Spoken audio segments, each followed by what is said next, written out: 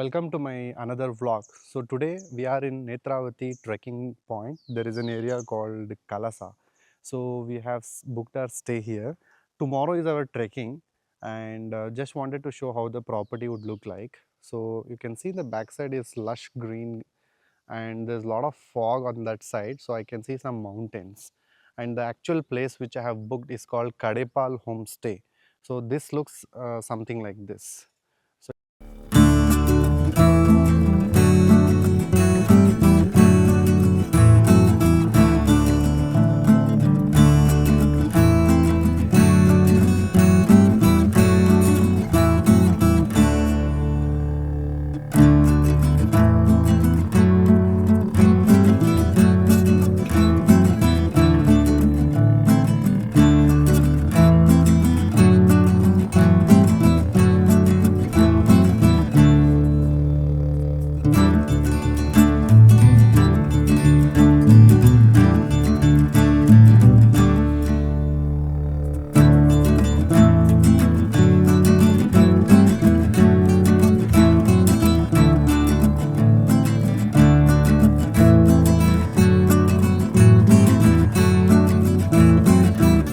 It's a very beautiful, nice, quiet property and a lot of bird sounds and everything you can hear of.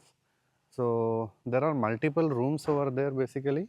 So there are 2 rooms over there and here the maintenance team would stay there and you can see that proper kind of a village work which they are doing. This is called as Adke. So they are doing that and the property would look from here, it would look something like this. So it's in like a very remote place, which means you don't have any kind of transport. So they have their own auto guy tied up. So in case if you want to go have food or something like that, so you'll have to go from here. It is around 1 kilometer. Either you can walk or you can take an auto. But really nice property, and I have paid approximately around 2000 rupees for 3 nights.